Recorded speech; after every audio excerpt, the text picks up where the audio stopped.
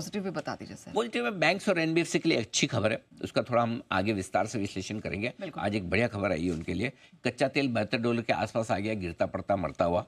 जो हमारा व्यू भी है, इस साल की शुरुआत से हमने कहा था कि कच्चे तेल पर हम बहुत नीचे के लेवल देख रहे हैं। ट्रम्प के आने के बाद $60 के आसपास और उधर तक जाने की तैयारी है। तो आप देख लीजिए, $80-82 से घटता घटता 72 तो आ गया है। घरेलू फंड्स लगातार खरीदारी कर रहे हैं, मुकाबला कर रहे हैं एफआईएस की बिकवाली का। 3,000 करोड़ की खरीदारी कल भी है। एक इंटरेस्टिंग डेटा और मैं निकाल के लाया हूँ नेहा, वो है एफआईएस की स्टॉक फ्यूचर्स में खरीदारी का। पिछले 10 सेशन में से 8 सेशन में एफआईएस ने स्टॉक फ्यूचर्स में खरीदारी की है। जो बिकवाली की है, एक सेशन में 1,093 करोड़, एक में सिर्फ 96 करोड़ की। जबकि खरीदारी के लिए जैसे कल खरीदा है 2,930 करोड़ का, ठीक है, उससे पहले 1,876 करोड़, फिर 1,500, 2,500, यानी कि नेट नेट 10 दिनों में 12,665 करोड़ की खरीदारी की स्टॉक फ्यूचर्स में।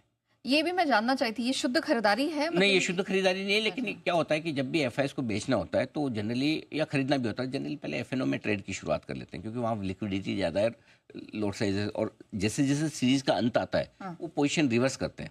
वो डिलीवरी बेचते जाएंगे और सामने सामने फ्यूचर्स की पोजीशन खरीदते जाएंगे। एक्सपायरी वाला सो एक्सपायरी का एडजस्टमेंट है। लेकिन इसका मतलब है कि आपको कैश में तो बिकवाली दिखेगी, लेकिन नेट नेट इसलिए देखना होता है कि नेट उतना नहीं बेच रहे, नेट उतना नहीं बेच रहे, क्योंकि सामने पुरानी पोजीशन अगर कोई पहले से एफएनओ में बेची हुई है तो उसको रिवर्स भी कर रहे हैं। सो ये तो इसलिए 12,665 करोड़ की, ऑफकोर्स ये शॉर्ट कवरिंग है, इसमें कोई डाउट नहीं है, लेकिन सामने कैश में जो बिकवाली है उसके सामने ये एडजस्टमेंट है। तो इसलिए नेट नेट आपको देखना चाहिए कि स्टॉक फ्यूचर्स और स्टॉक में मिला के कितनी बिकवाली हो रही है। सो ये एक अच्छा संकेत है। लगातार 15 दिन गिरने से बाजार डेफिनेटली ओवर सोल्ड है। हो सकता है 15 का 18 दिन हो जाए, यू नेवर नो। कहने के लिए ये तो कोई फॉर्मूला है नहीं कि 15 दिन ही गिर सकता है, 8 दिन, 10 दिन, 15 दिन, 12 दिन, कभी भी। तो अब मंथली एक्सपायरी का दिन है, अगर ओवरसोल्ड मार्केट है, हो सकता है एक रिकवरी बने तो बने, शॉर्ट कवरिंग बने तो बने। लेकिन बात वो नहीं कि शॉर्ट कवरिंग बने तो बने, बात ये कि शॉर्ट कवरिंग में आप करेंगे क्या। 3 चीज़ें बहुत इंपॉर्टेंट जो एक साथ नहीं मिल रही, हायर हाइज हायर लोस। अब जैसे निफ्टी में कल मिला आपको, सॉरी बैंक निफ्टी में मिला, बैंक निफ्टी का कल का आया था 48,862, 48,862। परसों का मतलब जो छुट्टी के एक दिन पहले, हाँ वो मंडे का 48,748 था, तो हायर हाई बनाया।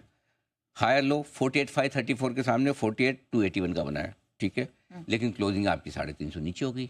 अब क्या करोगे आप। सो क्लोजिंग आपकी खराबी हो रही है। सो कुल मिला के बात यह है कि आप मतलब मजबूत क्लोजिंग तो दे नहीं पा रहे। प्रॉब्लम ये है एक्चुअली, 43 पर नीचे बंद हुए, राइट, हल्के से नीचे हुए, 43 पर नीचे बंद होते हुए दिखे। तो मेरा ये समझना है कि ओवरऑल जो है ना, पॉइंट ये है कि तीनों कंडीशन जो आपको चाहिए जिससे आपको रिकवरी पे भरोसा है, हायर हाई हायर लो बनाए। निफ्टी में तो उल्टा लोअर लो लोअर हाई बने हैं, तो निफ्टी तो और भी कमज़ोर है, नंबर 1। नंबर 2, दिन की ऊंचाइयों के आसपास बंद हो, और नंबर 3, पिछले दिन के हाई के ऊपर बंद हो। तो ये जब तक 3 कंडीशन पूरी नहीं होती तब तक तो कमज़ोर है। अब उसमें ये नहीं सोचना कि 15 दिन गिरा, यानी 16 दिन नहीं गिर सकता है। हो सकता है आज एक्सपायरी है, थोड़ी शॉर्ट कवरिंग आए लोअर लेवल से, लेकिन उस शॉर्ट कवरिंग में टिक पाएंगे क्या, ये बड़ा सवाल है। और एक चीज़ मान के रखिए, अगर सुबह सुबह आपको 10 पॉइंट ऊपर दिख रहा है गिफ्ट निफ्टी, समझो 75-100 पॉइंट ऊपर हो जाता है खुलने के बाद, एक बार शॉर्ट कवरिंग आ जाएगा, तो वहाँ बिकवाली आएगी, क्योंकि पहले उछाल पे तो बिकवाली आनी ही है, ये शाश्वत सत्य है। अनलेस की कोई बहुत बड़ी आपको पॉजिटिव खबर हो कि जिसके दम पे आप बेचेंगे, वो तो ऐसी कोई दिख नहीं रही। बैंक्स एनबीएफसी की है तो बैंक्स एनबीएफसी चल जाएंगे, लेकिन बाकी के लिए तो नहीं है, ओवरऑल मार्केट के लिए। सो आई थिंक थोड़ा सा अभी तक वो मामला इतना कॉन्फिडेंस वाला बनना नहीं है। ओके, चलिए सर,